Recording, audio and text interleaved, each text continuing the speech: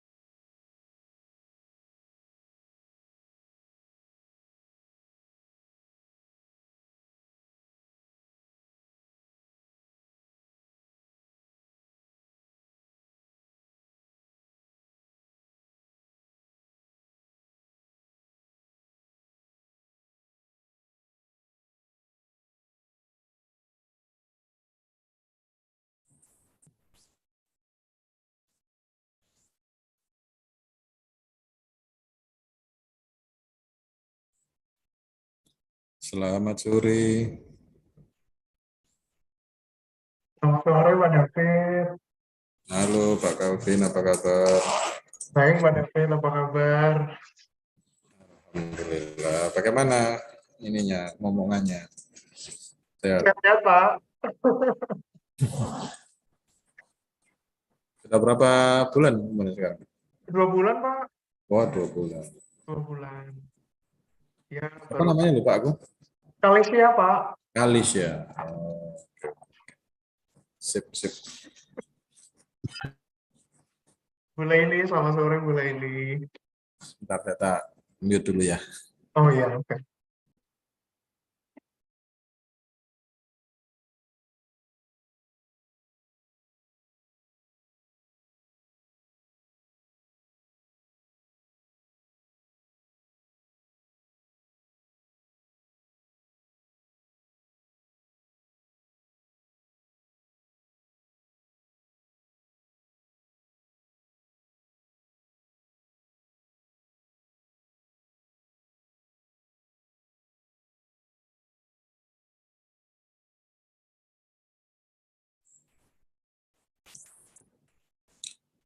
Kuliah ini kayaknya sedang di tempat yang jauh ini.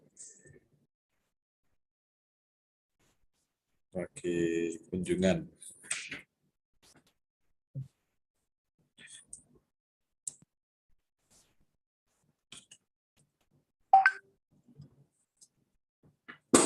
Let me say hi to the students. Sevin, halo. Kemudian ada Aisyah. Aisyah from Yemen ya? Yes, but from Yemen. Yeah, Fariha from Pakistan. So we have several international students, Pak Calvin. Hai Aisyah, hai Fariha.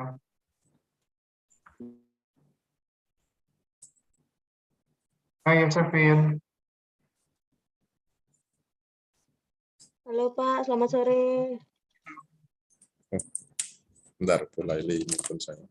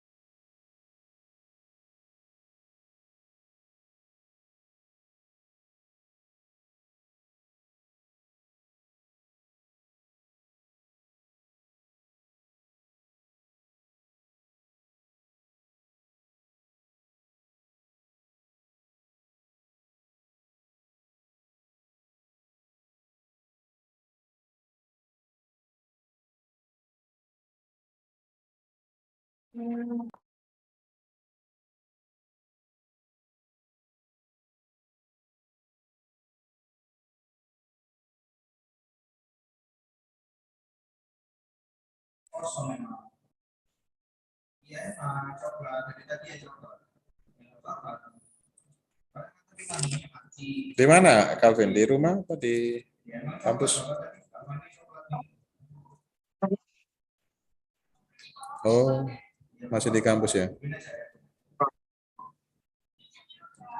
Oke, oke. Ini nggak tahu koneksi saya yang jelek atau putus-putus soalnya. Suara saya jelas Jelas ya? kok, Pak. Jelas, Oh, Pak. Oke. Jelas, jelas. Tak switch ke headset.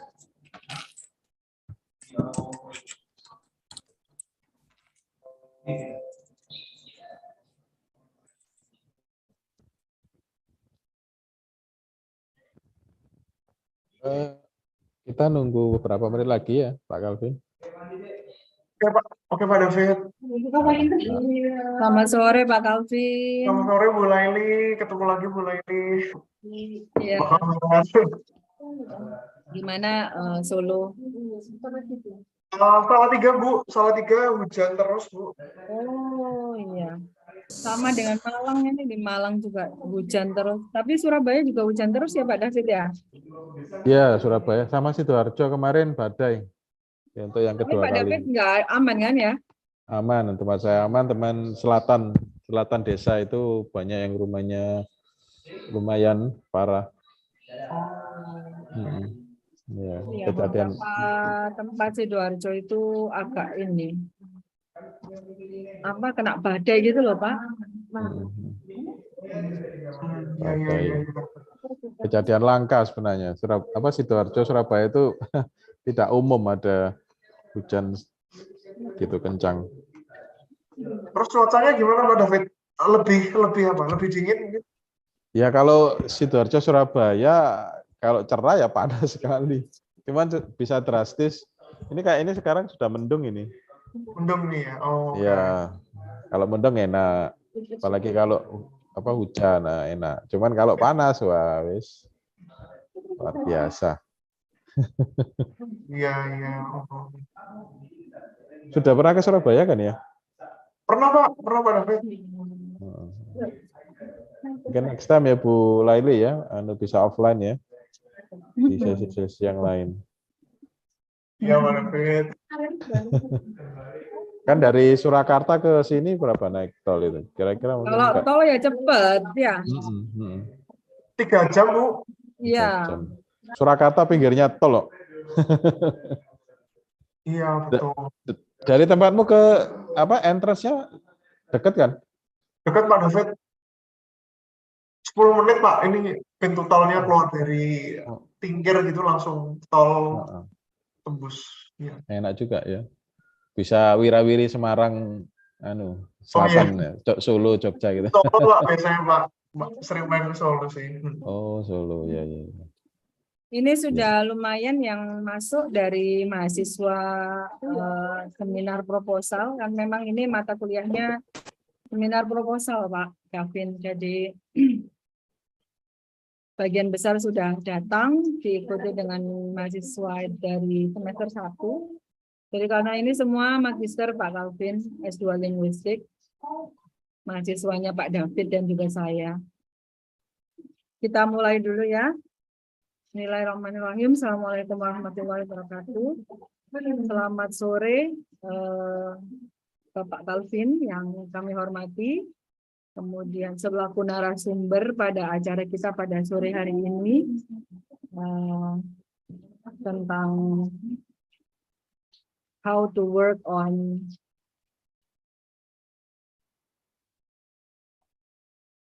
turning classroom assignment into a publishable paper. Jadi harapannya setelah mengikuti kuliah tamu pada sore hari ini, mahasiswa S2 terutama yang sekarang ini mengambil mata kuliah seminar dan proposal tesis utamanya, dan juga mahasiswa-mahasiswa magister S2 linguistik yang lain bisa lebih produktif lagi, ya, menjadikan paper-paper assignment-nya menjadi paper yang publishable gitu. Jadi menambah jumlah, kuantitas dan kualitas publikasi ilmiah yang dihasilkan dari prodi Magister Ilmu Linguistik Fakultas Ilmu Budaya Universitas Airlangga.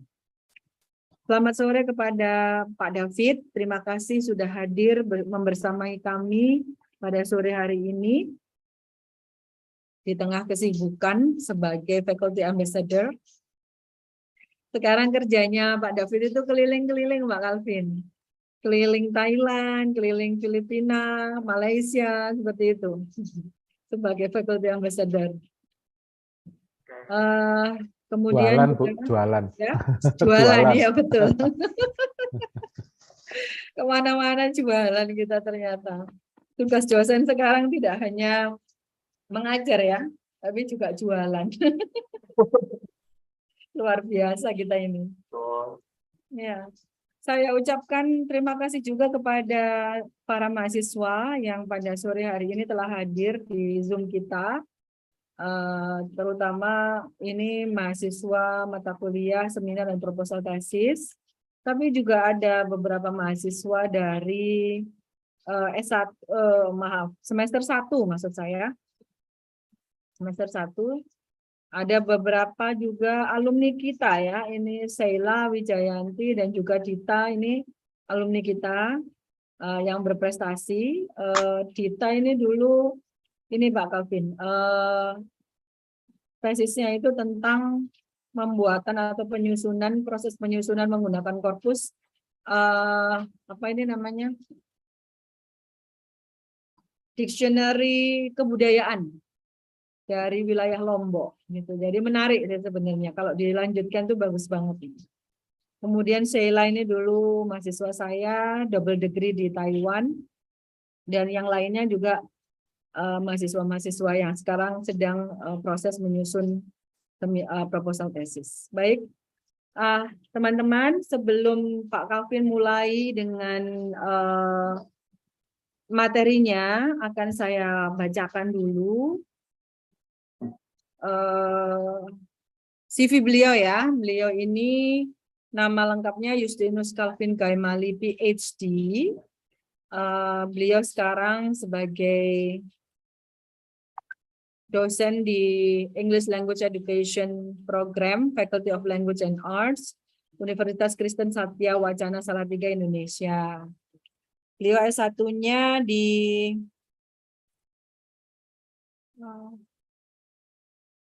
S1-nya di mana Pak Calvin, kok tidak disebutkan universitasnya ya? S1-nya English Language Education, kemudian beliau melanjutkan Magister Humaniora juga English Language Education, dan doktoratnya adalah Language Literacy and Technology Education, dengan disertasi beliau Critical Friendship in a Face-to-Face Language Teaching Class and an Online Synchronous English Writing Teaching Environment. Beliau banyak menjadi reviewer pada beberapa jurnal, Journal of Language and Education, Undiksa, lalu Latte Journal, kemudian Journal of Foreign Language Teaching and Learning. Kemudian beberapa publikasi beliau adalah The Exploration of University Students' Perception Using Technology in Academic Writing Classroom. Itu ada di A Journal on Language and Language Teaching, LLT Journal. Kemudian ada The Exploration of Korean EFL Students' Motivational Factors over a Year-Long Intensive English Program. Itu di Korea TESOL Journal. Kemudian beliau juga memenangkan beasiswa Dikti Funded Fulbright, 7 petunjuk praktis, Jurnal Pengabdian kepada Masyarakat. Kemudian The Exploration of Indonesian Students' Attribution in EFL Reading, Writing, and Writing Classes, itu di Jurnal Bahasa dan Sastra Seni dan Pengajarannya. Dan masih banyak lagi artikel-artikel beliau. Jadi sangat cocok sekali bila pada sore hari ini kita mengangsu ilmu ya dari beliau tentang bagaimana menjadikan artikel kita ini publishable gitu. Baik, untuk tidak berlama-lama lagi, saya akan langsung saja kepada Pak Calvin. Mungkin Pak Calvin bisa menyampaikan materinya kurang lebih sampai pukul 17 begitu ya. Setelah itu mungkin bisa dilakukan tanya jawab.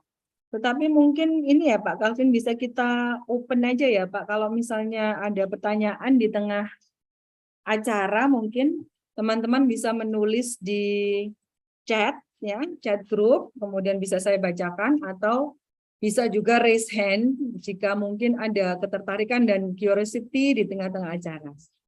Seperti itu, jadi lebih aktif dan interaktif nanti diskusi kita. Baik Pak Calvin, selanjutnya waktu dan layar saya persembahkan untuk Pak Calvin. Monggo. Terima kasih Bu Lai. Ya, ini saya mau izin share screen.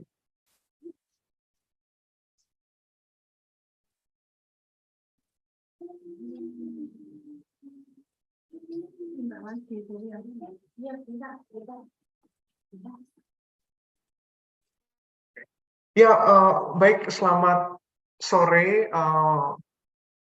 Bu Laili dan Pak David, dan mungkin Ibu Bapak dosen yang mungkin bergabung juga ya, dan rekan-rekan mahasiswa. So, good afternoon or good evening, everybody. Yeah, actually, I prepare my presentation in English because like a week ago, Pak David informed me that there will be 2 international students who will join my session today. So I prepare my presentation in English, but probably later on I'll use Bahasa Indonesia to mix the language. Okay. And yeah, so once again, thank you very much, Dr. Laili, for the word introduction, and also thanks to Dr. David Sego, who actually contacted me like a week ago to give this talk. Okay. So my talk today is about turning classroom assignments into a publishable paper, a topic that hopefully can be useful and related to your life in this semester or in the next fall semesters, yeah, okay? And then as what Dr. Laili mentioned earlier, that if you have questions, then you can just like raise hand or type your questions in the chat. Then I'll just like probably, we can discuss directly your questions, okay?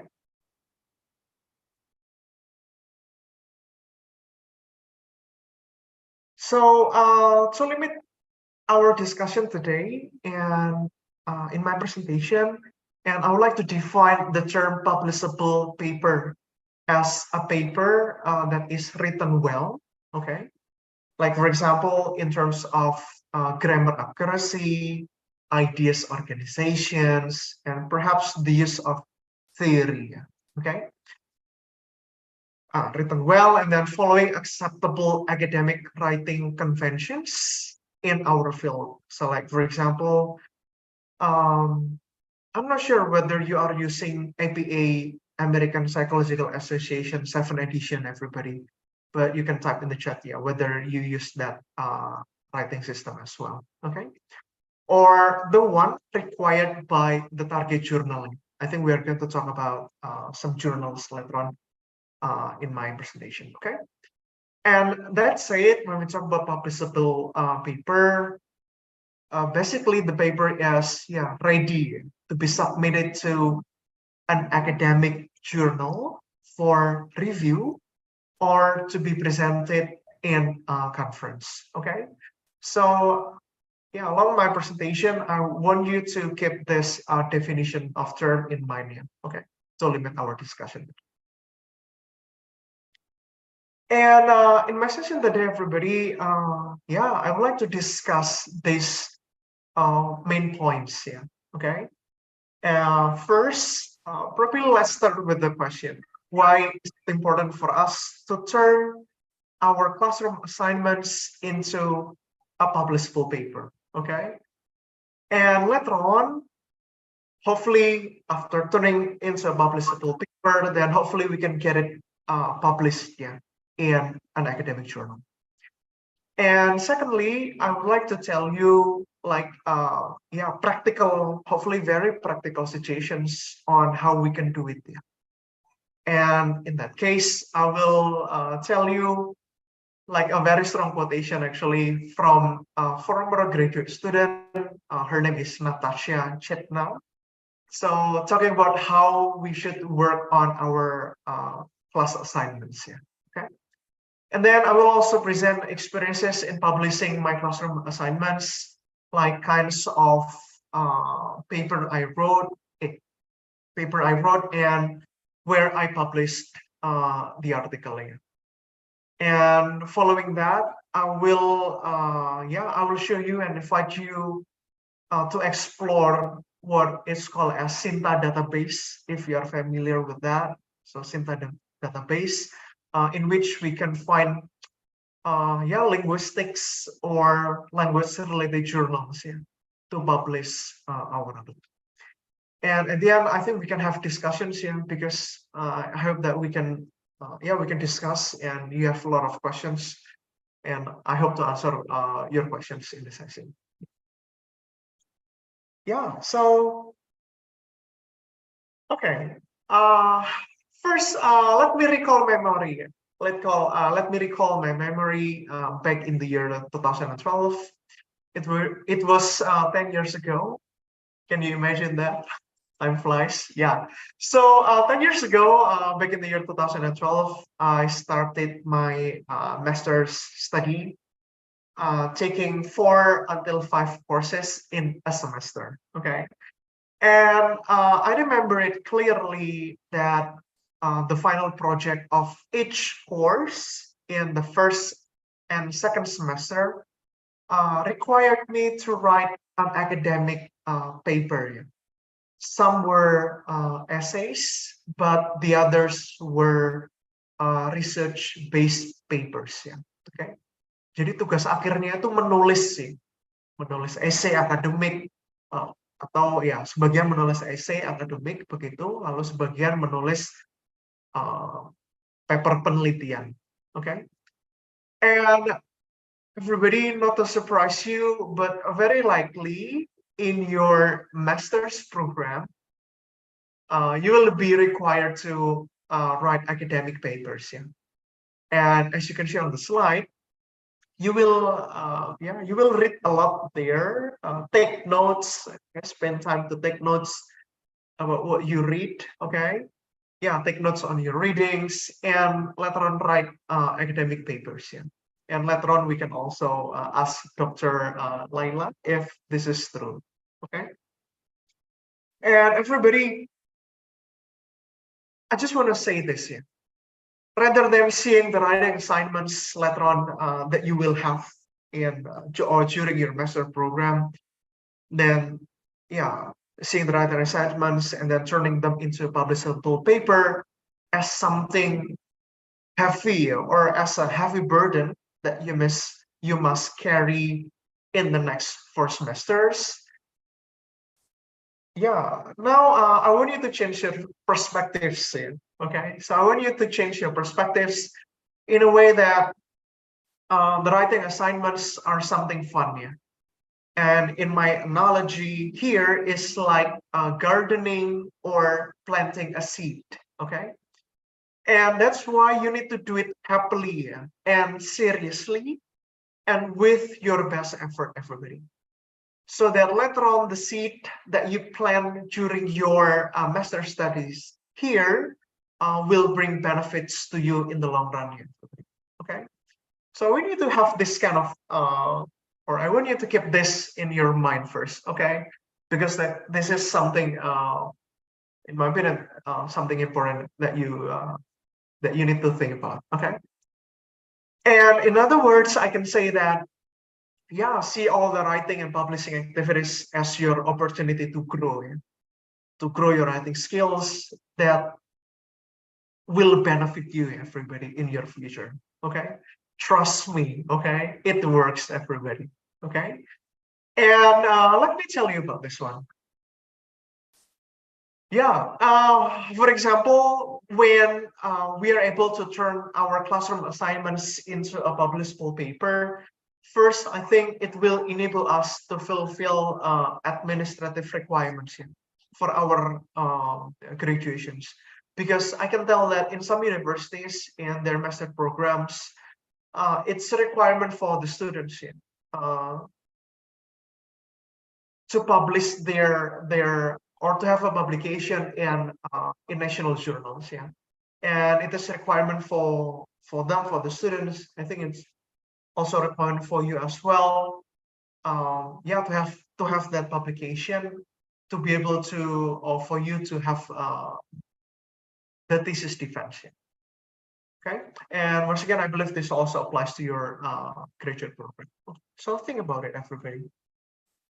And second, when you have publishable papers, I can tell that you have opportunities here to submit one of the papers to a national or international conference and present your paper there to gain new experiences, learn from people from other universities and meet big names in your field, linguistics field, and build a professional network with all of them. Okay, so think about it, everybody. Dan tentunya kalau if you can present in a conference, then you have opportunity to visit some different places ya. Jadi ada unsur jalan-jalannya juga ya. Okay, but think about it, everybody. And then let me tell you about this. When you have some publishable papers with you, and I hope you can publish one or two of them in a journal and or present in a conference. That's a very good way that later on, everybody, you can put that experience in your CV to show your good writing and speaking skills. And this is very important, especially if you plan to apply for a job in academia. And let me tell you this, I experienced this back in the year 2014 when I applied for a lecturer job at my university now, in Universitas Kristen Satya Wacana, the place where I'm working now. And at that time, they asked me to share my writing and researching experiences. And to be honest, I thank God because I had one paper at that time during my master's study, about students' attribution in speaking class that I ever presented at that time in a graduate conference. Okay, when I was a graduate student like you back in 2013 at that time. And it strengthened my application, everybody. So again, my message is think about it. If you're interested, once again, in working as a lecturer in a university where you must write and publish your writing in a journal. That said, I want to say that when you have had the publication mindset or publication habit since you are in this master's program and you get familiar with the writing and publication process, then I'm super positive that you will thrive in your working place. And it also works when you plan to continue your study in a doctoral program. And I can tell you that I can tell you about that because my writing and publishing skills that I have built since my master program really helped me to finish my PhD on time or even early. Okay, so think about it, everybody. And this is what I want to say next. Knowing that what you are doing during your master's program about writing assignments, okay, and turning them into a publishable paper will bring benefits to you all, and hopefully, it will make you enjoy the study here in your master's program. And when you enjoy what you are doing, then hopefully you can excel academically and later on finish your study and graduate on time in your master's program. Okay, and later on we can also discuss about other benefits of doing or of turning our classroom assignments into publishable paper. Okay, and practically talking about how we can turn our classroom assignments into a publishable paper. Of course, there are many possible ways. But in the session, I want you to think about what Natasha, or I just call her NC to make it brief, to make it easy. Just a brief info for everybody here. NC is a former graduate student studying for her PhD in the University of California, Los Angeles, UCLA. Later on, you can Google her name, everybody. And she's now a researcher at Simon Fraser University in Canada. Okay. I like her quotation, and I think I agree with her. That her ideas, in my opinion, are pretty straightforward. In a way that it's okay for us during our master study to be selfish, okay? Make course assignments about you, about us, or about your master thesis, everybody, okay? Something that interests you, something that you can connect to your master thesis if it is possible, okay? And I think this is very, very strong quotation from NC. Yeah? Do not write random analytical papers you will never use or develop further, okay? Just to please some professors. Or if I can add, don't write random analytical papers for the sake of completing assignments, everybody, okay? Jadi nanti caranya, kalau ada tugas kuliah, tolong dikerjakan serius ya. Do it seriously. Jangan hanya, ya sudahlah, ini saya buat untuk tugasnya di kelas Bu Laili atau kelas Pak David, ya sudahlah, biar dapat nilai saja. Okay? So now I want you to change the perspective, everybody. So once again, yeah, make course assignments about you. Something that interests you, something that you can connect to your master thesis. Yeah. Okay. All right.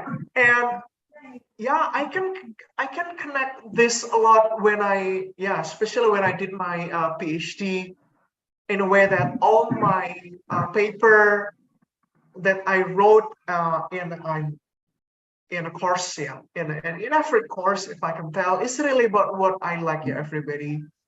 And once again, I write all those papers with publication mindset in mind, yeah. So knowing that, okay, I wrote this paper seriously because I knew that later on I could use these papers for publication, yeah, or I could use these papers to be published in academic journals. So I always have that publication mindset when I wrote my writing assignments, everybody. Okay. Yeah, so think about this and see, and then we can discuss about it. Yeah, okay. And the question and answer session. And after this, I will show you some of the papers that have been published in academic journal, everybody. And yeah, there is no intention to show off, but hopefully you can get inspired by from my publications that I had. Okay.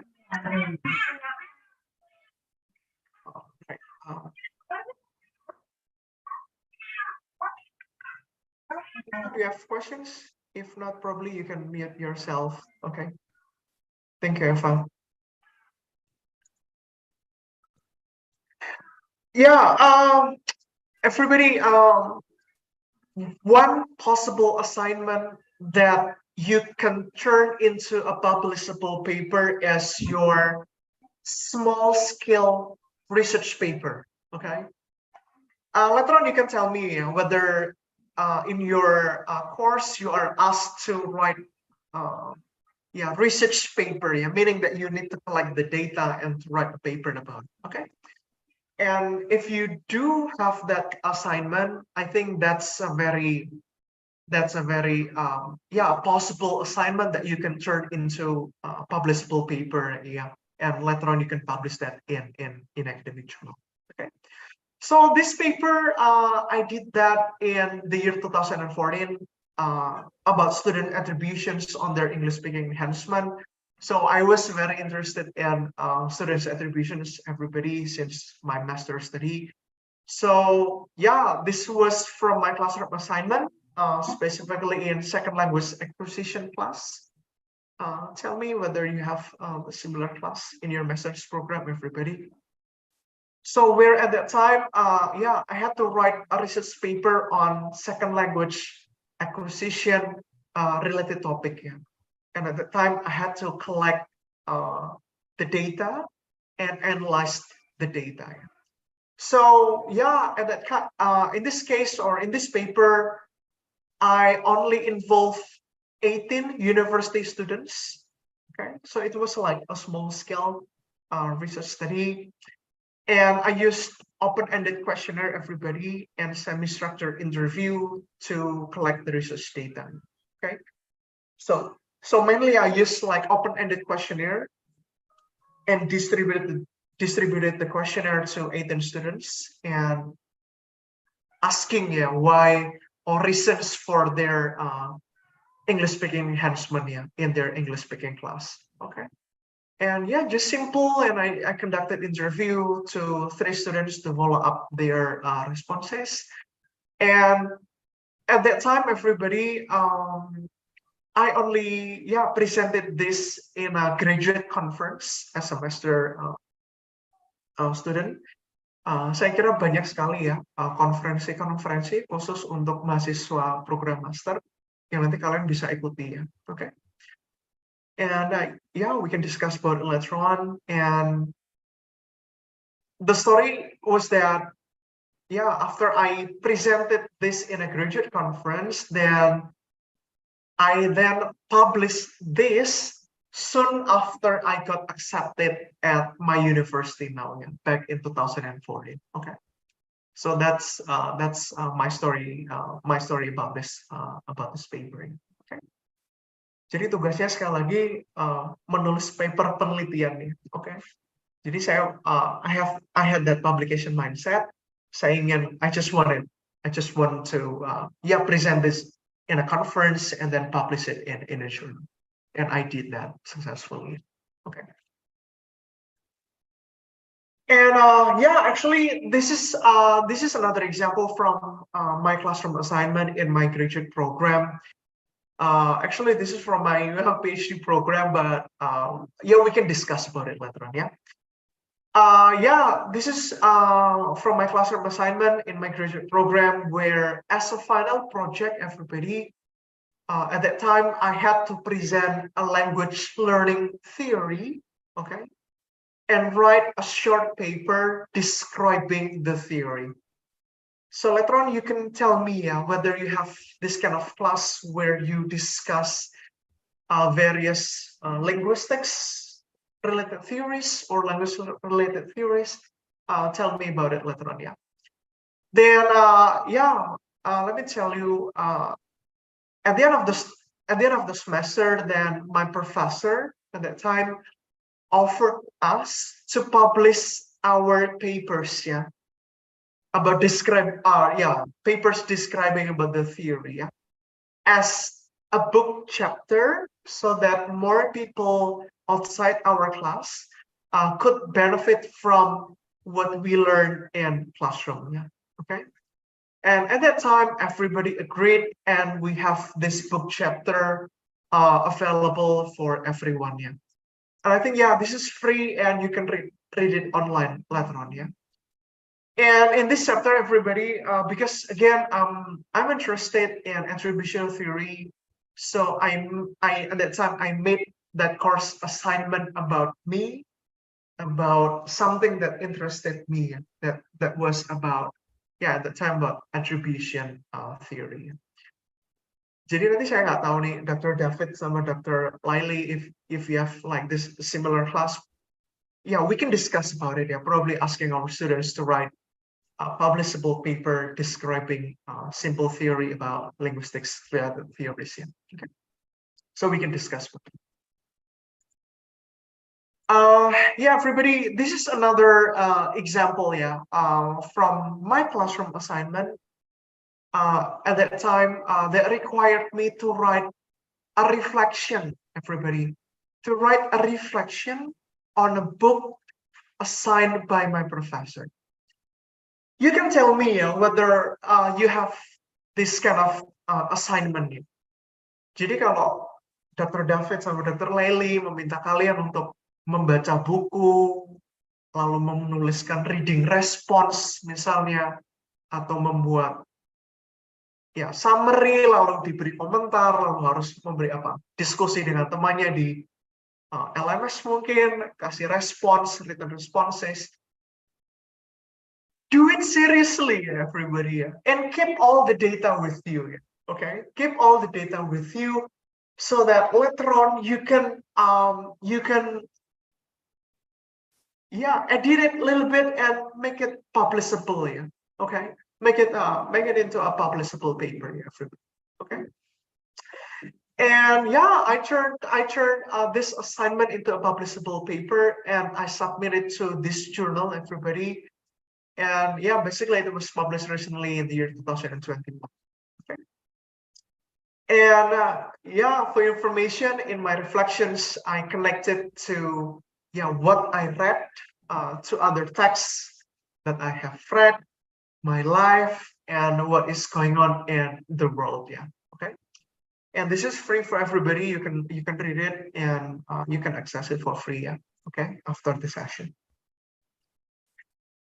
And yeah, though not written during my graduate school, but this might be a simple idea for everybody here. Yeah, everybody. That yeah, in this paper, I simply describe potential of some technology tools. In the paper on the left side, yeah, some of the technology tools were Edmodo, Block, and Hot Potatoes, everybody. And on the paper on the right side, I described the potential about screencast-o-matic. I'm not sure whether you are familiar with that, screencast-o-matic. Okay. And yeah, I sent this to the journal Beyond Words, if you're familiar with that. And yeah, they accepted my simple ideas, everybody.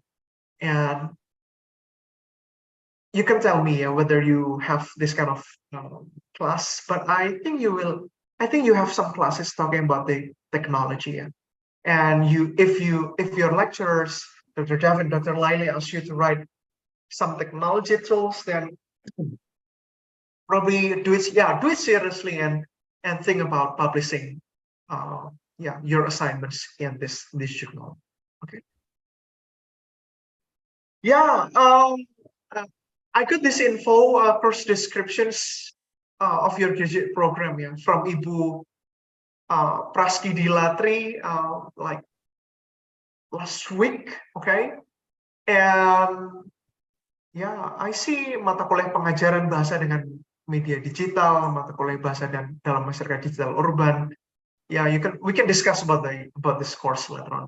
But I think you will learn about various technology tools, everybody, that you can use to teach writing, speaking, reading, and listening. And I'm sure you're gonna think about publishing that paper, that paper in a journal. Okay, so think about it, everybody. All right, I see someone. Okay, ada. Okay, sebenarnya ada kelas 6 pengajaran bahasa dengan. Yeah, so that's super good, Pak David. Yeah, we can discuss about it later on. About what you ask your students this semester. Okay. Sangat potensial ya, Pak David dan teman-teman semuanya. Oke. Saya juga dapat informasi ini ya. I also got this information about mata kuliah problematika pengajaran bahasa dan mata kuliah linguistik terapan. Okay. And yeah, you can also conduct a small scale research project, for example, exploring challenges probably students face in an English speaking or writing class, for example. Yeah, in your problematika pengajaran bahasa ya. Riset sederhana saja, mungkin interview 3 temannya atau 1-2 dosen atau 3 teman yang misalnya sudah bekerja di salah satu sekolah misalnya. Ya, interview sederhana begitu, sebarkan kuesioner ke beberapa siswa di sekolah misalnya, lewat bantuan misalnya koneksi Dr. Laila dan Dr. David begitu, and then you can you collect simple data and you can analyze that and develop that into a research paper. Okay, so think about it, everybody. All right, so the question is that Pak Calvin, okay, where should we publish our publishable paper then? Okay, yeah, of course there are many various answers, but this is my formula. that I've been using since 2014. Okay, 2014, when at that time I was still very novice researcher, everybody new researcher in the field of English education, and this is my formula. Okay, so I do want to suggest you to think about publishing your article in new journals first, okay, or national journals under Sinta 6 to 5 category, everybody. Okay, so I will later on I will explain you about Sinta. But once again, if this is your first time to publish your article in journals, in academic journals, I strongly suggest you to think about publishing your article or your classroom papers in new journals. Yeah, okay, new journals, or once again national journals under Sinta 6 to 5 category. Okay, why? Because the journals here have a higher acceptance rate, yeah, everybody. Okay, meaning that when you submit your classroom assignments there, you will have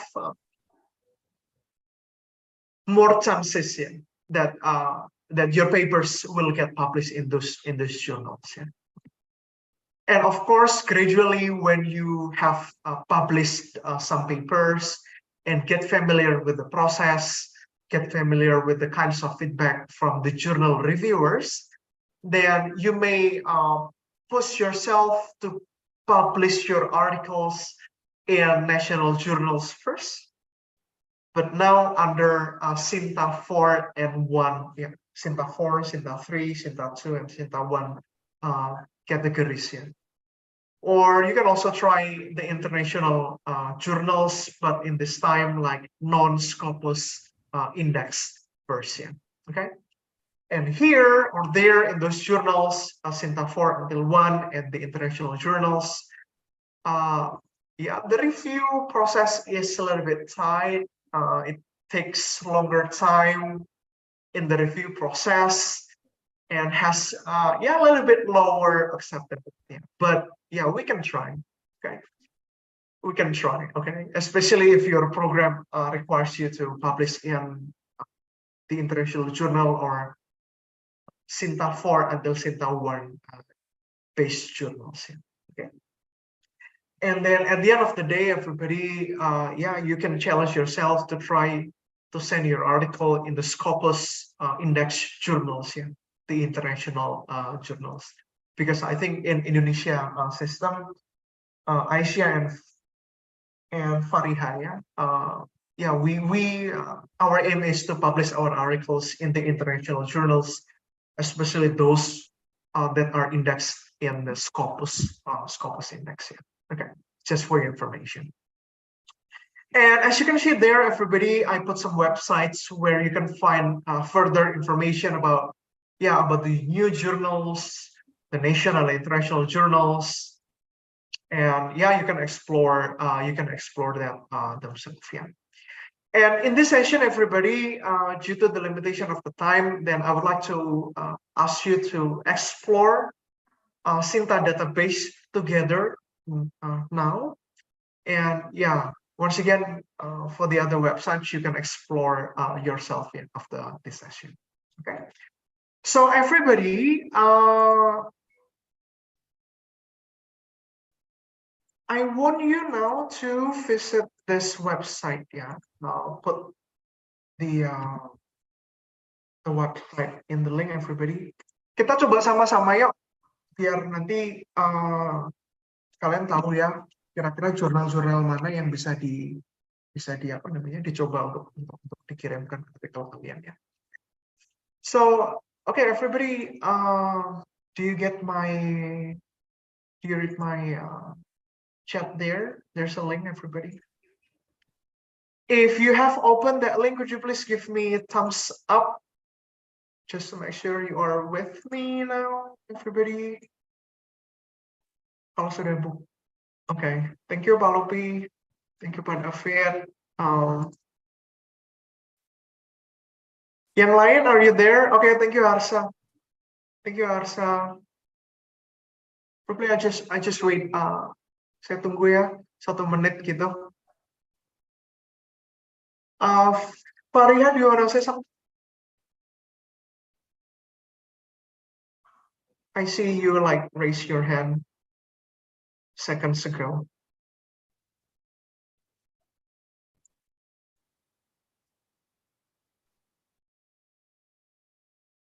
Okay, so yeah, I assume that everybody has opened this link, yeah, everybody. Okay, and okay, let me tell you about this one. So everybody, so the link there will take you to this website, and this is Sinta website, everybody. So long story short, or in short, Sinta is like yeah, a website, and it's like a database, yeah, everybody. Sinta is like database of all journals published in Indonesia, everybody. Published by universities, published by yeah, institutions, educational institutions in Indonesia. And then you will find thousands of journals, yeah, in Indonesia from this website. Okay. And what I want you to do next, guys, I want you to click filter after here, everybody. Click filter over here. If you see that button, right side, I want you to click filter over here. Okay. And here, everybody, you will see this kind of information here. So in short, Sinta has 6 levels, everybody. Sinta 1, Sinta 2, 3, 4, 5, and 6. And simply said, Sinta 5 and Sinta 6, I think, or yeah, simply said, yeah, these are journals under this Sinta 5 and Sinta 6 categories. Yeah, they have like higher acceptance rate, ya, everybody. Okay. Jadi tingkat kesulitannya kalau Sinta 5 dan Sinta 6, jadi tingkat kesulitan untuk menerbitkan artikel. So the difficulty rate to publish our articles in these journals are quite easy untuk Sinta 5 dan Sinta. Sinta 3 and Sinta 4, medium level, everybody. Sinta 3 and Sinta 4. While Sinta 1 and Sinta 2, they are, yeah, quite difficult, or hard, to publish in this journal. Okay, but you can try later on, yeah. Okay, but for today, everybody, I want you to filter your search and thinking Sinta 5 and Sinta 6 here over here. Okay, Sinta 5 and Sinta 6. Okay. And because we are, I'm not sure, probably linguistics, we are under humanities, okay? You can think the humanities there. And you can think the education as well. This is only for our practice, yeah, everybody, but later on, of course, you can also think other categories, yeah, okay? And after that, everybody, I want you to, yeah, take that and then click filter journal. Okay, click filter journal over here. Okay. And now you have filtered your search, everybody, under the Sinta 5 and Sinta 6, humanities and education categories. Okay. And now what I want you to do next is to click here. Okay, click search journals. And I want you to put the general keywords first, everybody. General keywords. Like, for example, yeah, in my field, for example, English language or English education, for example. And you can play with the keywords here. But use like the general keywords here, everybody. And you can try like linguistics or language, for example. Okay. And after that, you can click filter over here. Oh, sorry, not filter. After that, you can just like click enter, everybody. Click enter, sorry. Click enter. Okay, enter. And the website will take you to some or one or two journals under your keywords. Yeah. So in this case, I have this journal, everybody, ELT Worthwhile Journal of English Language Teaching. Okay. And if you can see here, over here, everybody, we have some options. And what I want you to do is to click website over here so that it will take you to the journal website of the ALT World. Okay. So I'll click website over here. Okay. I'll just like open link new tab so I don't need to go back. Yeah. So this is the journal of ELT Worldwide, everybody. So this is Sinta 5 index journal. Okay. So this is what I mean, everybody. Talking about turning our classroom assignments into a publishable paper. If, for example, since in the beginning of the assignment, the paper assignment, you know already the target journal or the journal that you plan to send your classroom assignments to from the beginning, then you can discuss with the lecturer, with Dr. David and Dr. Layli, that Dr. David, Dr. Layli, can we, for example, format our classroom paper following this journal, for example? Okay, so does it make sense to you? And we can discuss about it. Jadi kalau kalian bisa format papernya, format tugas papernya dari awal bisa dibicarakan dengan dosennya, kalau bisa sesuai dengan jurnal tujuannya, dan kita bisa memformatnya dari awal, and then we can have that mindset since the beginning of your assignment, of the paper, working paper, then I think you will be more focused on working on your classroom assignments. Yeah, you can do it, hopefully do it more seriously, because you know already that you will publish your paper in this journal, for example. Okay, and think about it, everybody. Think about it. Okay. Yeah, and I'll go back to this, and of course you can play with other keywords. Yeah, like for example, if I type language here, I will find many other journals, some other journals actually, like Kata Kita, for example.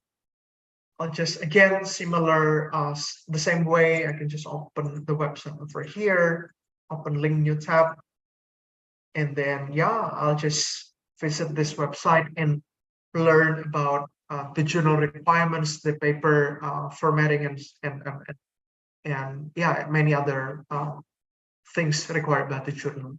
Okay. All right, so that's Sinta website, everybody. We can talk about it later on, and you can explore yourself after my session. Yeah. Okay. And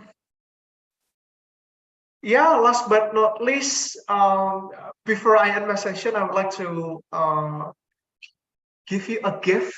Everybody, ada hadiah gitu. The gift is this digital book, everybody. This is a digital book about simple technology for language classrooms that I edited. And later on, you can visit this link, and you can download the book for free, everybody. And this is for you, free, and you can read after my session. Okay. Yeah. So thank you, Dr. Layli and Dr. David, for the time, and I think that's all from me. The things that I can share. Of course, if you have questions later on, feel free to email me up, and feel free also to see my academia.edu website if you are interested in my research work. Okay. Yeah. So 5 o'clock. Dr. Laili and Dr. David, and I think we can have a discussion after this. Yeah. Okay. Thank you so much. Terima kasih. Terima kasih. And yeah, we can have a discussion after this. Yeah, thank you very much, Pak Calvin. What a fruitful presentation. I think everyone in this Zoom room will be very much grateful because of your insight. Can everyone follow me? I think there is already a question from the chat room, Pak Calvin. Here, Palupi is asking, Pak Calvin, have you ever published a paper that is outside your major? And do you think the publisher would question and reject your paper? So, yeah. Okay. Yeah, discuss a lot about a lot of sources of journal references, right? And also some topics that we can try to write, yeah, for journal articles. But probably in here, Palupi is asking whether it is possible to write something beyond our major or minor, something like that. Okay, Pak Calvin, can you would you like to answer that directly? Yes, yes, thank you. Palupi, of course, we can write any paper within our major or outside our major, but in my experience, Palupi, I never write a paper that outside my major, Palupi, because again, I just think that we should make our course assignments about us, yeah, about you, yeah, Palupi. Yeah. But of course, if you want to write something about your outside the major, then I think it's possible. And do you think publisher would question or reject your paper? I think the publisher or the reviewer will not ask whether we are someone within that particular field or not, but the reviewer, in my opinion, or to the best of my experience, Palupi, yeah, the reviewers, they will focus more on the quality of the paper that we write, yeah, whether our paper has like met the requirements by the journal, for example. And yeah, I think that's what the reviewer wants more from our paper, yeah. Not whether we are, once again, not whether we are someone in that particular field or not. That's my answer, Bu Laili. Palupi, what do you think? Does it make sense to you, or do you want to respond to me? Palupi, are you satisfied with the answer, or probably you would like to ask more questions? And no, I would actually agree with Pak Calvin's answer, because I find several opportunities for us linguistic students who have already learned about several methods or approach to write a journal. And actually there are a lot of topics that we can approach to using linguistic approach in other fields or disciplines, like probably business or economy or whatever you are interested in. But Palupi, oh, Bu Laili, gimana? Yeah, but there is a possibility probably if let's say if based on what I have discussed with our friends, yeah, probably Pak Calvin would like to add something later. If let's say you are discussing something which is close to, let's say, language and medicine, for example, Okay. I think there will be possibility for you to submit to medical journal. There is a possibility for that. But of course, it is better and it is best when you also write together collaboratively with someone from the medical field, if I'm not mistaken. Is that right, Pak Calvin?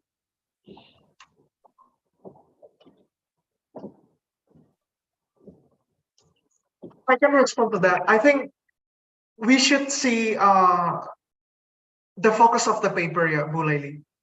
Whether it is more on whether it is more on the language or linguistic sides, or it is more on the medical side. Because yeah, this is my view. If, for example, it is more on the linguistic sides, but you discuss the linguistic sides related to the medicine, I suggest probably Palopi can work on her paper herself rather than, for example, because I don't know, yeah, Bu Laili, because if you invite people from the medicine sides and they give comments on the language and the Content, discussions, yeah. the content. But what do you think? We can discuss about it. But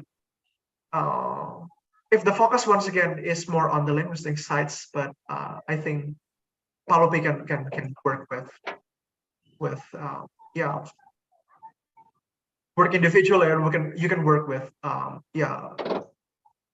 classmates in this person. Yeah, some friends from historical major have ever written an article about the history of medicine, and then she published her article in medical journal. In a medical journal? Yes, in a medical journal, even without another author from the medical faculty or medical major. Some other, probably from anthropological linguistic, will also publish in anthropological journal, which is not linguistic actually, and they also could publish that. But yeah, it depends. I think you're right. So it depends on the focus of your article. But Pak Calvin, can I ask something which is more technical? I think it will be very useful for the students.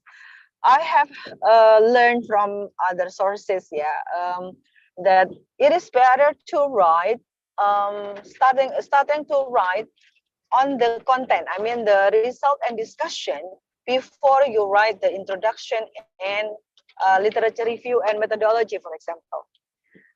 So when you have already got your result and finding and also discussion, then it will be easier for you to write introduction and the rest of the paper. What do you think? I agree with you, Bu Laili.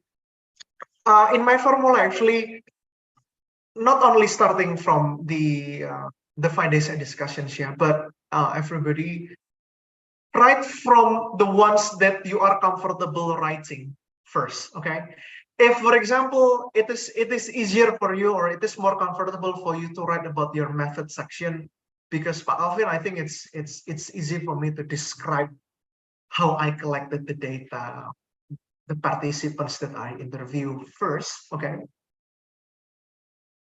just write about the method section first. But again, if for example, Pak Alvin, I'm ready to write about the finding section, and you can write about your finding sections first.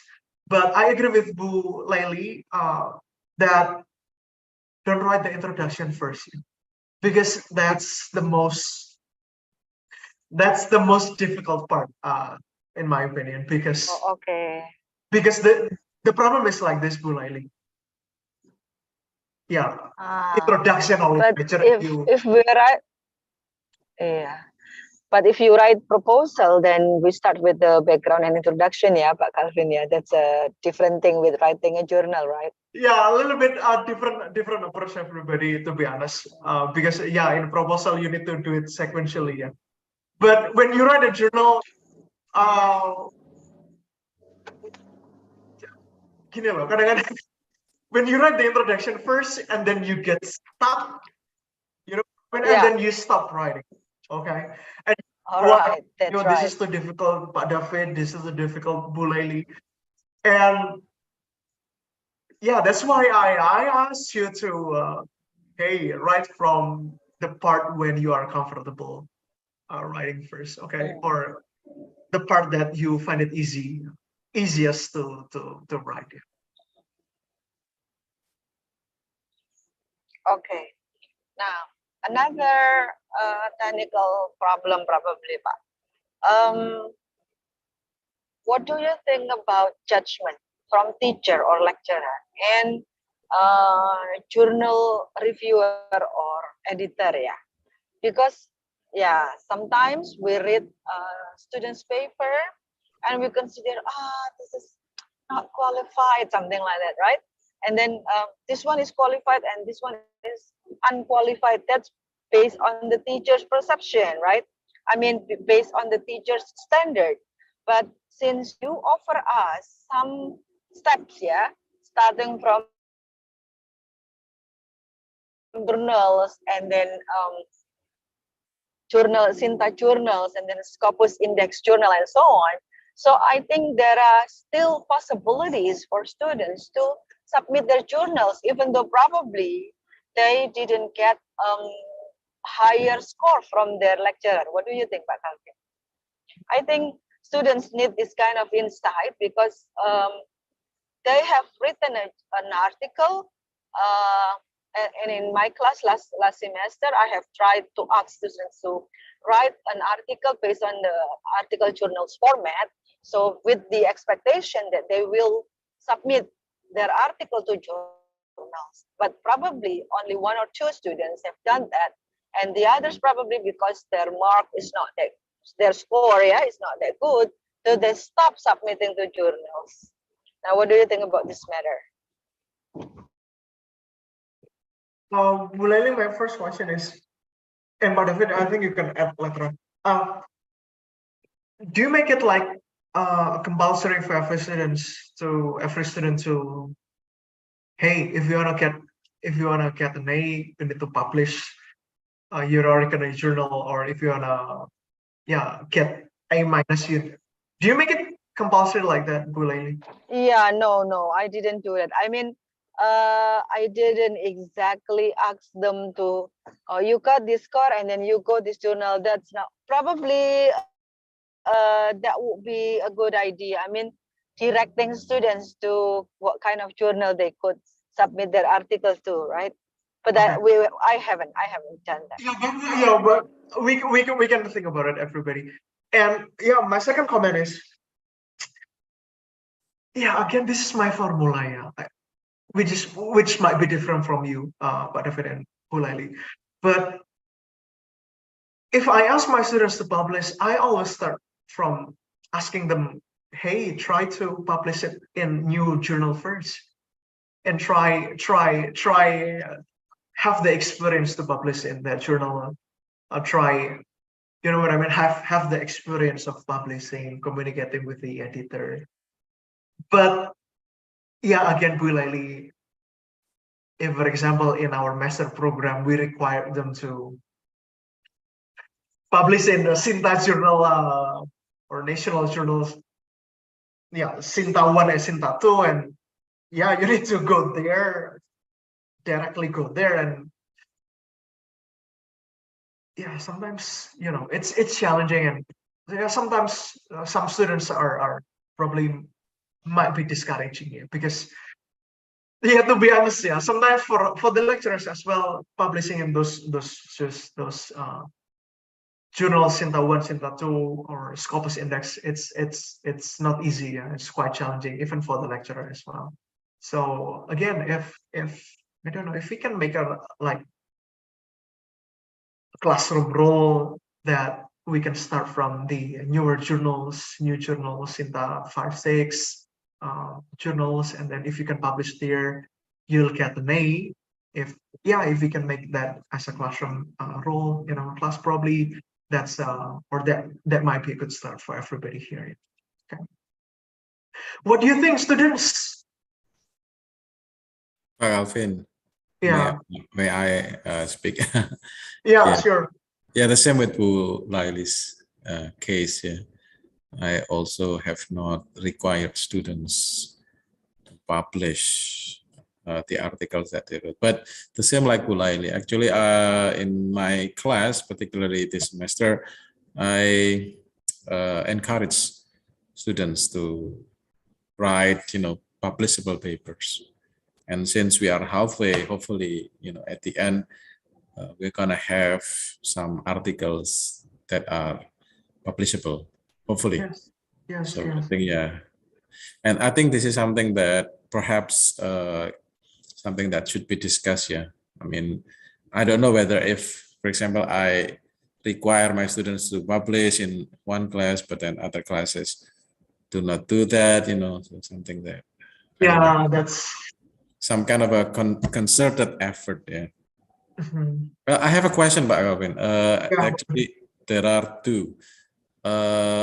If I'm not mistaken, you once, as a master students, wrote a paper with your advisor, yeah? If I'm not mistaken.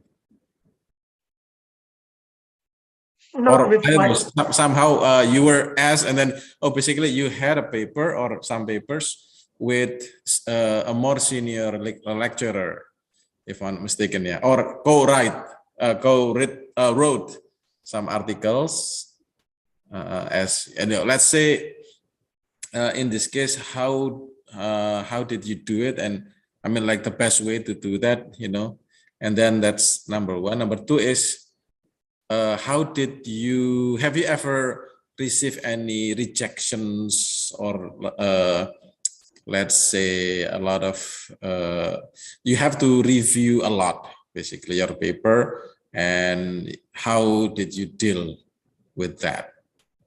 I think so that, this is the purpose of these two questions is to encourage students, I think if they write together with someone else, maybe with a lecturer, or let's say just a lecturer or more than one lecturer, and then how do they cope with receiving rejection, or let's say a big what do you call it, big correction or something like that, big major review basically.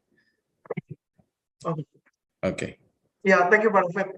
For the first question, I think the case, the case is more on my during my PhD program, David, where at that time I published. To be honest, I published 2 papers with my professor, everybody. So this is how I work actually. Yeah, to be honest, I wrote the first draft of the paper. Okay, so it was me who wrote the first draft of the paper, but then my professor at that time helped me with the language. He helped me with the language edited the language, and so on, and also edit the content of the findings and discussions more specifically. And since I had the more work on the paper, I became the first author, but everybody, and my professor became the second author. That's number one. And number two, because I work with my professor, usually I aimed for the international journal, or Scopus Index Journal or Sintawon National Journal. And I had one paper published in Teflon Journal, everybody, if you're familiar with that. And I published that with my professor. Okay, so that's more or less how I work with my professor, Pak David and Ibu Bapak and everybody. And dealing with the review, this is super hard. With my professor, even my professor, everybody, I was rejected many times. Even I had submitted my paper twice. Okay, rejected, and we reviewed and sent it to the same journal. They reviewed, and then they rejected us again. You know what I mean? And it took the problem is it took like almost a year, to do the the review process, revision, going back to the reviewer, and then, yeah, it took 1 year, everybody. If you almost 1 year to if you work on, or if you send to the international journal Scopus Index. That said, everybody, my suggestion is, if you are limited, if you have time limitation, because you are master students and you have to graduate soon within the next 4 semesters, my suggestion is this: do not just write one paper. So if you have, like, for example, 2 classroom assignments, 2 classroom papers, write those 2 papers and send it to 2 different journals. Yeah, probably one journal that you know that, yeah, they will publish your article. Okay, one journal, and the other journal, probably if you want to challenge yourself and you want to write with your lecturer, with Dr. Javed or Dr. Laili, probably you can aim higher. Okay, that's fine. But again, don't just submit one paper. Yeah, okay, so that later on, yeah, you can make sure this must be published. You know that it will be published. But if it takes longer time to publish, then at least you have one publication in your hand first. Okay, that's my suggestion, Pak David. And what do you think about it, everybody? And number 3, of course, you do not need to write yourself, yeah, everybody. If you work in a group, probably you can take turn, yeah. Misalnya, yeah, you work in the same group for 2 different classes. Probably if in this class, for example, Pak David is the first author, Calvin is the second author for this paper in this class. Okay, but the other class, probably you can take turn. Calvin will be the first author of this paper, and Pak David will be the second author for the paper in the other class. Okay, so think about it, everybody. Okay. Thank you very much, Pak Calvin. Ya. Ya, ini mungkin mahasiswanya kira-kira bisa share kesulitannya apa sih sebetulnya? Iya nih, mahasiswa, ayo. Kok silent semua nih? Mungkin ada yang ragu-ragu mau submit artikelnya atau bagaimana? Silakan, Salim. Kemudian Harsa udah punya paper belum? Ada Harsa. Itu. Ya, Pak Calvin, kebetulan. Mas Harsa? Ya, kebetulan paper saya lagi on review di salah satu jurnal Sinta 4. Oh, that's good. Ya. That's good. Kebetulan juga dari salah satu tugas akhir atau UAS dari mata kuliah yang sebelumnya. Thank you, Harsa. Terima kasih sudah meluangkan hatinya dan meluangkan waktunya untuk mencoba ya. Itu sangat membantu, Pak Harsa. I can tell you, if you have like some publishable papers with you, you can later on sell yourself better ya. When you apply for a job in a university especially. Jadi jualan dirinya bisa lebih apa ya? Bisa lebih yakin ya. Apalagi kalau Harsa nanti mau apply scholarship untuk S3, publikasinya akan sangat terpakai. Saya buktinya, Harsa. Oke, jadi Harsa terima kasih ya sudah mau mencoba ya. Jadi dicoba terus, Harsa. Kalaupun nanti saya di reject, nggak apa-apa, Harsa cari jurnal lain. Ada banyak kok. Di Sinta tuh ada ratusan jurnal yang bisa dicoba. Because basically they need your article, Harsa. Oke, good job, Harsa. Terima kasih, Pak. Pertanyaan dari Sasa, Pak. Tapi sebelum ke Sasa, saya cuma ini aja. Mumpung ingat ini. Jadi kan tadi Pak Calvin bercerita tentang menulis bersama ya, entah dengan teman satu program atau dengan dosen. Nah, mungkin buat teman-teman yang ada di sini ya jangan sungkan-sungkan ya mengajak dosen untuk misalnya menulis bareng. Ya, inisiatif mungkin kalau menurut saya bisa dari kalian sendiri seperti itu. Atau misalnya kalau inisiatif dari dosen, nah itu mudah-mudahan bisa disambut dengan antusias. Minimal dari sayanya seperti itu, minimal di kelas saya. Iya. Mungkin harus kalau mahasiswa Indonesia tuh harus diajak kayaknya Pak David ya. Kalau nggak diajak itu mereka sungkan pasti ya kan. Budayanya gitu, kita kan Laili, gitu. masalahnya takutnya biasanya nanti kita disuruh turun jadi second author. Oh gitu ya. Jangan mau kalau gitu. Ya. Kalau itu tulisan kamu 90% ya jangan mau ya Pak Calvin ya. Jangan. Jadi kalau dosennya mau cuman numpang nama jangan mau. Tapi kalau memang benar-benar diperbaiki sama dosennya, nah di situ nanti ada negosiasi. Kalau memang papernya itu sebenarnya menarik, tapi mungkin menurut dosen itu perlu tambahan ini itu, lalu dilihat. Ya seperti pengalaman Pak Calvin tadi, kalau ternyata Pak Calvin di situ 80% menulisnya, maka Pak Calvin nomor 1 kan begitu ya.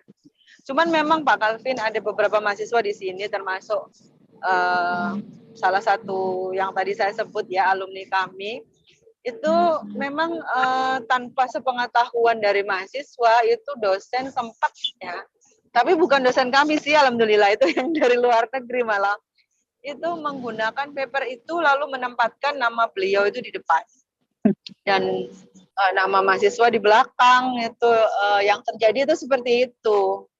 Pernah mungkin mahasiswa jadi agak hesitated gitu ya ngajak dosen. Saya kira itu kurang etis ya Pak ya. Yang kurang etis ya. Nah maksudnya gini, betul kata Pak David ya. Saya kira gini, kalau Harsa misalnya atau teman-teman yang lain punya paper dari awal, maksudnya gini, di format aja gitu. Sudah ada formatnya, lalu bilang aja Pak David, ini terbuka saja. Saya kira nggak apa-apa ya. Saya kira terbuka saja dari awal. Pak David, paper ini Pak David penulis ke-4 ya. Tolong bantu ini Pak, bagian dividing discussion.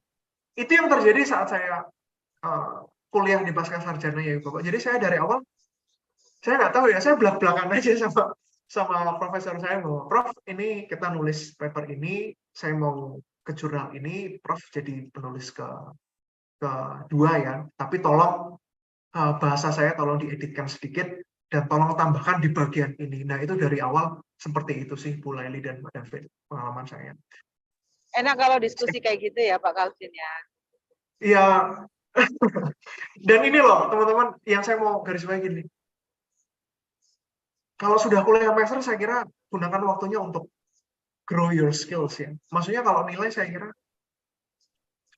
ya nilai penting ya, tapi saya kira kalau master program apalagi PhD saya kira kurang relevan ya kalau kalian fokusnya ke nilainya. Tapi ini loh dosen-dosennya ini ya tanda kutip tolong dimanfaatkan ya, bekerja bersama, tolong ajak kerja aja ya teman-teman. Just ask them to consider them as your colleague, working colleague, where you can work together and you can take some benefits from their expertise. Itu sih.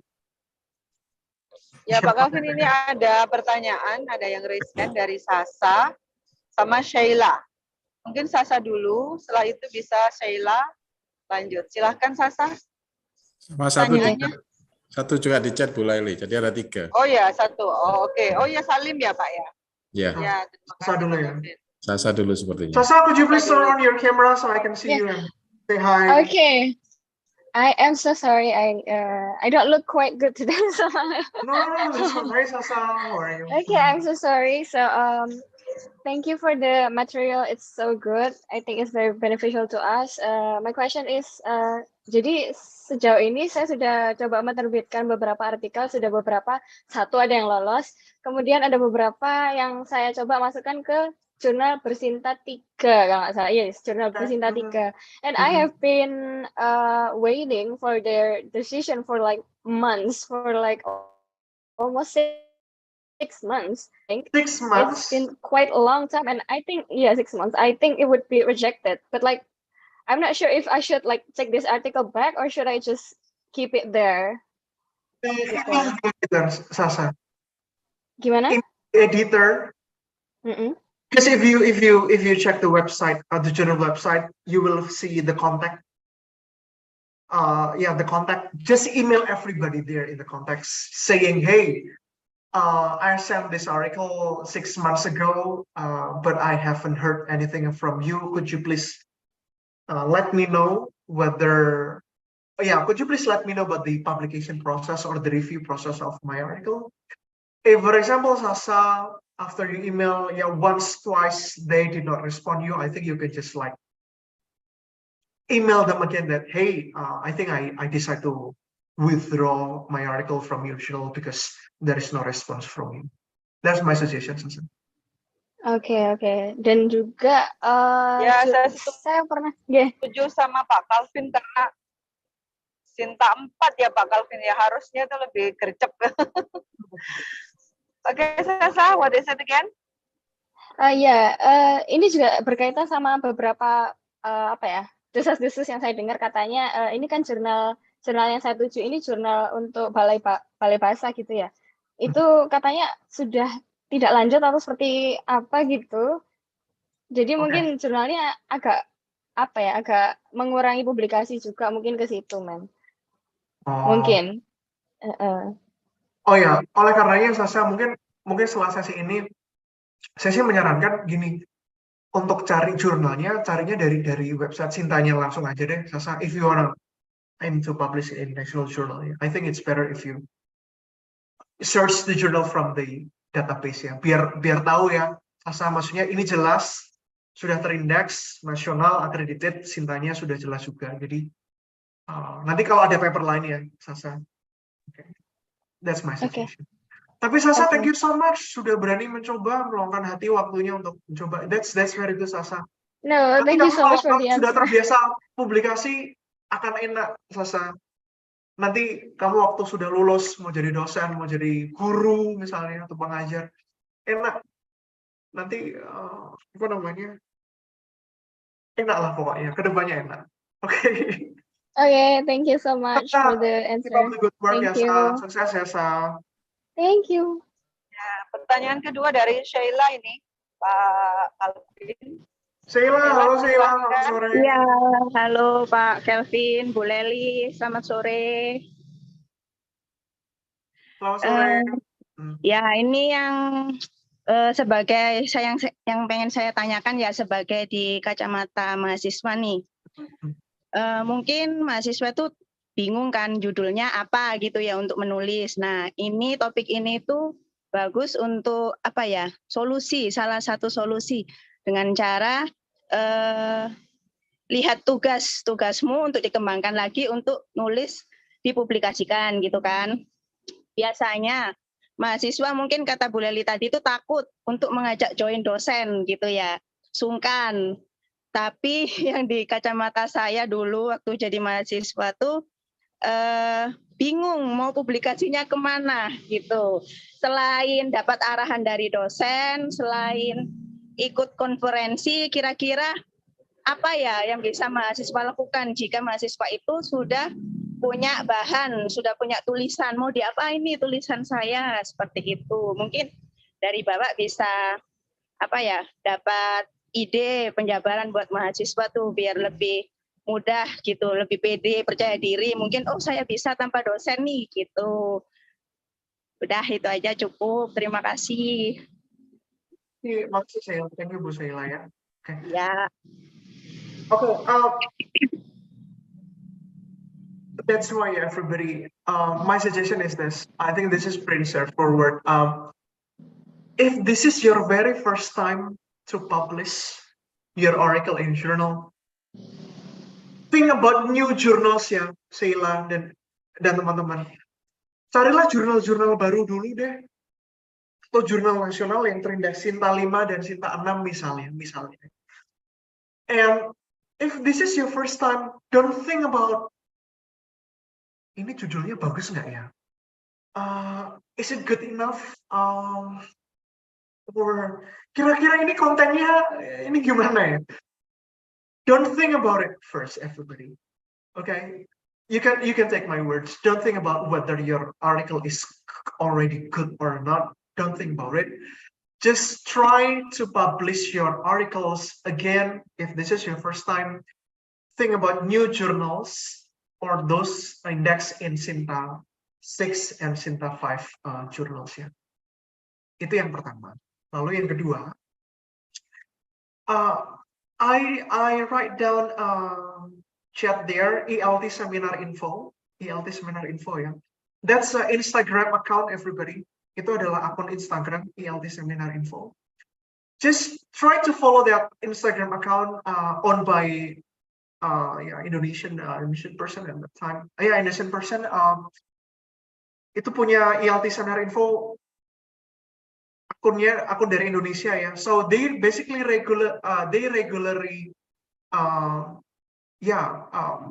publish information ya, update information about call for papers in a conference or in new journal that you can see ya regularly there. Jadi kalau yang punya akun Instagram silakan di follow ya ELT Seminar Info. Ada banyak sekali ya informasi, mereka update-nya reguler begitu, informasi tentang jurnal baru, konferensi begitu yang kalian bisa ikuti ya. And number 3, you do not always need to publish your article in a journal ya. If, for example, you are not confident yet, probably you can try to publish it in conference proceedings, Sheila. Mungkin join conference dulu, kamu present di sana, like local conference, that's fine. You practice yourself, present your ideas there, and publish it in a conference proceeding. I think that's okay too, in my opinion. Okay. Ya, Sheila, semoga menjawab ya 3 ide tersebut. Okay, Sheila, does it answer your question? Masih mute, Sheila masih mute. Sheila masih mute. Ya, terima kasih Pak Calvin, Bu Leli. Oke, baik. Ya. Bu Sheila, Jadi kalau sudah semoga nanti saya bisa baca tulisan Bu Sheila tahun depan, mungkin just email me ya your article. Ya, Bu Pak. Sheila, pokoknya coba ya, Bu. Ya. Tadi di PPT Pak Calvin tuh juga sudah ada penjelasan Sheila. Iya, beberapa kan Bu ya. Nah, saja kita bisa submit jurnal kita. Ada dari Pak Calvin memberikan referensi ke website Sinta untuk mendapatkan info, kemudian juga website Scopus, dan juga beberapa website jurnal yang tidak terakreditasi. Dan kalau Sheila misalnya fokusnya ke language teaching, ya itu tadi Pak Calvin memberikan masukan ke ELT Seminar Info, itu Instagram. Bisa dicek di situ, selalu ada info tentang jurnal-jurnal yang sedang membuka call for paper. Dan kalau saya language teaching, you can play with the keywords ya, Ibu Sheila. When you visit the Sinta website, you can just like play with the keyword English education or English teaching. They will give you some journals. Okay. Satu lagi pertanyaan Pak Calvin ini dari Salim Sanubarianto. Bertanya, adakah jurnal Scopus yang disarankan? Mungkin yang timeline review-nya tuh jelas, supaya kita nggak merasa digantung. Wah, dia ini selalu digantung oleh jurnal Scopus kayaknya Pak Calvin. Salimnya. Monggo Pak Calvin. Ya, biasanya jurnal luar negeri lebih jelas sih timeline-nya. Ini siapa sih? Pak Tegar ya. Saya kira jurnal Salim ya, Pak Salim. Cuman beberapa jurnal yang pernah di Indonesia yang pernah saya publish aja, misalnya nanti walaupun agak lama sih beberapa. Sebentar. This is a very good question. Ini bisa ditarik tuh Bapak, ada di Kial Journal. Mereka sangat cepat merespon. Waktu itu saya 2 minggu saya direspon, artikel saya di reject Bapak sudah 2 kali begitu. But you can try actually Cial Journal and but Indonesian Journal of Applied Linguistics. I think they also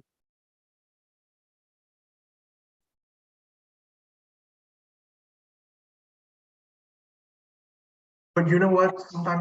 Not sometimes. Nowadays, yeah, we need to pay. I don't know why. we need to pay some money there if we want to publish our article in Scopus Index Journal, especially in Indonesia. Yeah. But yeah, you can visit later on the website and explore yourself. Yeah. And I also have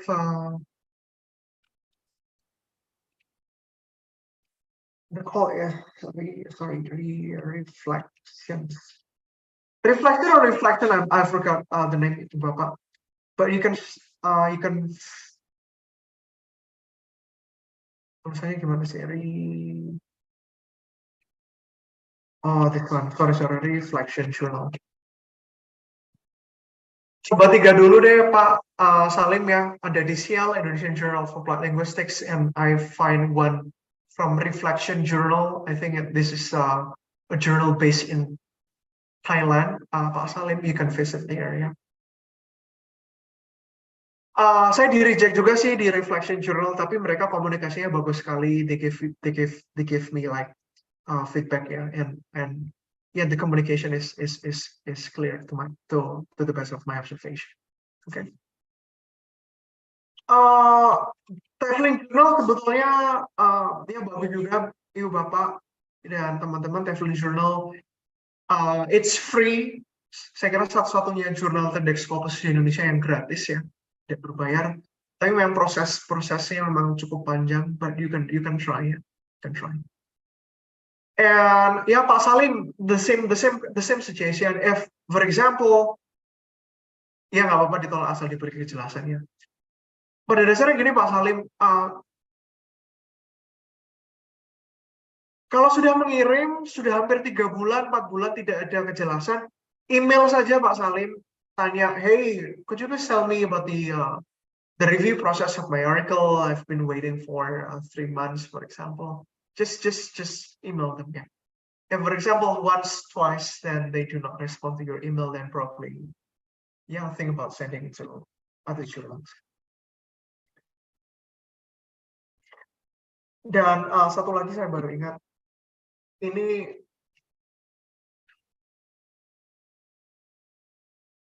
EFL Journal ini punyanya National University of Singapore. Bapak bisa coba juga.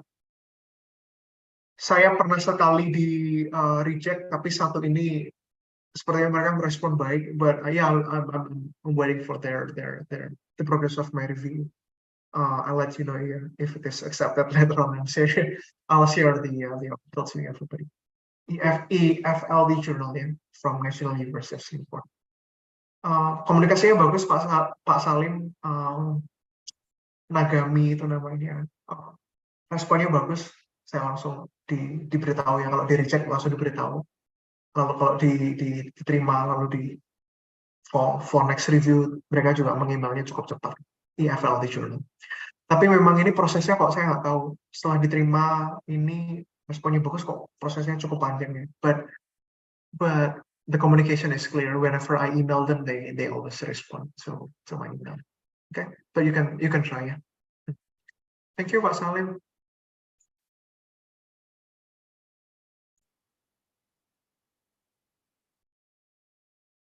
Ada pertanyaan lagi mungkin dari mahasiswa? Mungkin ketakutannya apa sih? Atau tantangannya apa? Ya, monggo loh teman-teman, kalau masih ada pertanyaan, silahkan mumpung ini ketemu sama ahlinya langsung ya, yang sudah jelas publikasinya. Teman-teman, apakah masih ada pertanyaan? Ya, mungkin setelah ini langsung mau dicoba Pak Calvin. Jadi ilmunya sudah didapat, jadi setelah ini mereka langsung pengen. Nanti kalau udah tesis kan mereka bisa lulus kalau ada jurnal yang sudah disubmit gitu ya. Nah itu. Itu jurnalnya harus terdeks Sinta atau bagaimana Bu Laili? Iya, Sinta Pak, Sinta 3412 gitu, nggak harus Scopus S2. 1-4 ya? Betul. Oh ya, masih bisa lah saya kira teman-teman. Iya, saya pikir. Ya, Mungkin satu pertanyaan dari saya, Bu Laili, ke Pak monggo Calvin. Pak David. Karena kalau saya amati ya, artikel mahasiswa yang di Semhas itu kan secara format itu masih terlalu mirip dengan tesis mereka. Jadi mungkin bisa diterangkan Pak Calvin menulis artikel, format artikel yang semestinya yang luwes gitu. Karena saya lihat kok masih dibagi-bagi apa namanya mirip seperti tesis. Nah, harusnya kan tidak model artikel itu. Jadi mungkin bisa diceritakan karena kalau saya lihat dari Pak Calvin ini kekuatannya itu salah satunya itu di introduction-nya itu. Kalau saya lihat jadi Pak kaya dengan referensi dan sebagainya. Ini mungkin perlu karena saya lihat mahasiswa secara rata-rata sepertinya ya kurang di situ dan kemudian diskusinya mengkomparasi dengan related studies dan sebagainya dengan teori itu. Kalau saya lihat sejauh pengamatan saya yang terbatas itu mungkin masih kurang di situ. Nah, ini mungkin bisa diceritakan sedikit. Ya.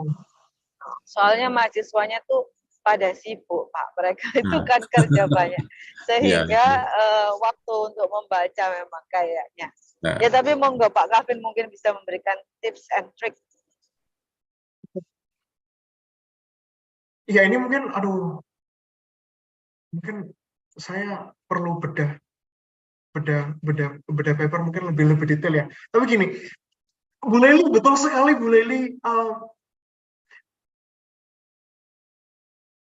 dalam menulis ya Pak David dan Bu Leli dan teman-teman, saya biasanya tanda kutip harus ada contekannya. You know what I mean? Jadi kalau istilah teori, saya younger based banget ya Ibu Bapak ya, dalam menulis ya. Meaning that I need to see model tulisannya begitu yang bisa menjadi rujukan bahasa-bahasanya atau gaya-gaya selingkuh saya gitu. Nah, ini contohnya Pak David dan Ibu Bapak, teman-teman semuanya ya. Ini saya share aja ya. Ini ada satu contoh artikel Ibu Bapak, teman-teman. This article from Willy Renandia ya. Are you familiar with Willy Renandia? I think he's one of the key figures in English language teaching. And yeah, the article is this one. Probably I'll just like, you know what I mean? I'll just here. Later on, you can Google it yourself, yeah, explore in Google. I like to see how and study how he writes the paper ya. Kadang-kadang gini ya Pak David dan Bu Leli. Kadang-kadang introduction-nya terlalu panjang dan muter-muter, but yeah, the purpose of this study was to investigate it. Ini loh teman-teman, saya sering sekali nyontek. Ini loh, oh kalau di introduction berarti saya nggak harus, you know what I mean? Saya tidak perlu panjang-panjang, tapi langsung aja the purpose of this study was to apa misalnya. You know what I mean? We wanted to learn, or I wanted to learn, I wanted to know Boris. You know what I mean?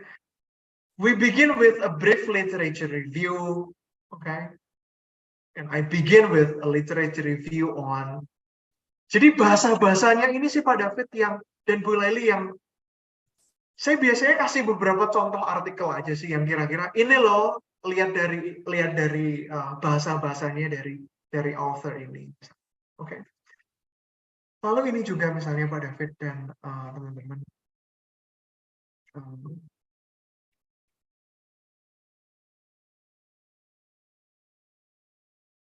Ini bahasa-bahasanya juga sih sebenarnya. The following questions guided our study. Oke. Ini bahasanya seperti ini. Answers to numbers 1 until 3 above would enable us to. Jadi ini mungkin bisa kita gunakan untuk telling the benefits of our study ya. And so what ya, menjawab so what of the benefits of our study. Dari bahasa-bahasa ini sih dari penulis-penulis yang sudah menerbitkan artikelnya. Ya tentunya Pak David, kita juga perlu, dan teman-teman ya, we need to familiarize ourselves with the articles published in the targeted journals ya. Karena kadang-kadang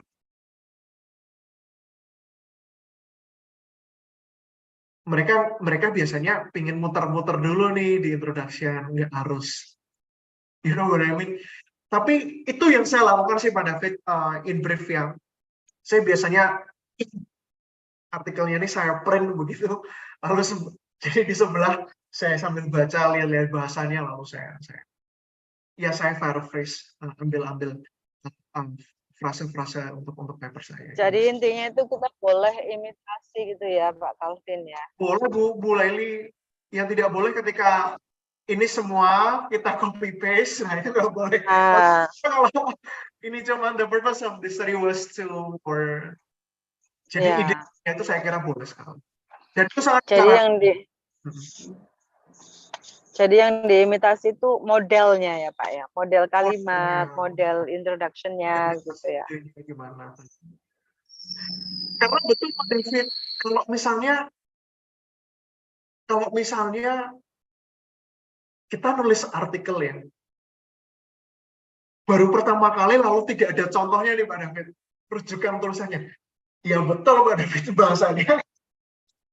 bahasanya seperti skripsi, malah saya kira kadang-kadang bahasanya tidak Inggris ya, malah kok kebahasa Indonesiaan, kosakatanya kok kurang akademik begitu ya, pemilihan katanya juga saya kira ya masih challenging ya kalau baru menulis pertama kali. Oleh karenanya ya betul Bu Laili, teman-teman master's program harus baca banyak, beda dengan undergraduate study loh ya.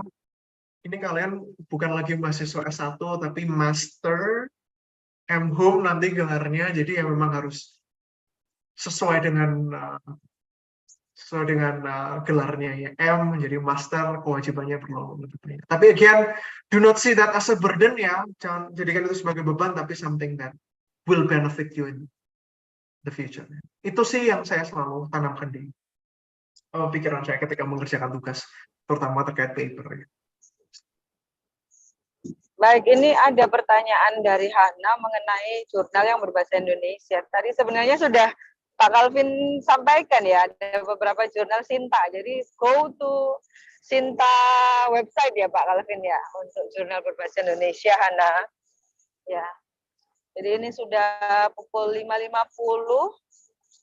Jadi kita sudah menyita waktunya Pak Calvin selama hampir 2 jam ya. Dan insya Allah semuanya sudah mendapatkan insight, saya pikir tinggal mempraktekannya sekarang begitu. Baik dosen maupun mahasiswanya sama-sama ini. Sama-sama Bu Laili, saya juga masih berjuang juga nih Pak David juga, kita sama-sama belajar ya. Sekedar tambahan saja, itu Bu Laili itu lagi di luar negeri on the way. Bayangkan begitu semangatnya beliau mengawal ini. Bu Laili lagi di luar negeri on the way ya. Oh, enggak.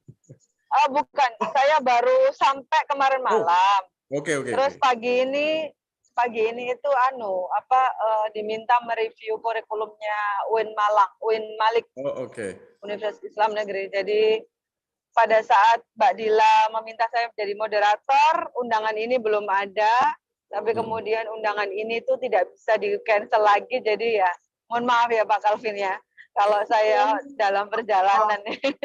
Tapi ini tambah lebih ini lagi karena baru balik dari luar negeri, sudah moving, harusnya ada sedikit cekdek ya Bu Laili ya, tapi masih bersedia. Jadi ya teman-teman mahasiswa tolong kali ini benar-benar ya kesempatan ini dimanfaatkan, ada speaker kita yang luar biasa ya, masih muda tapi karyanya sudah banyak. Mudah-mudahan menjadi inspirasi. Bukan begitu Bu Laili ya?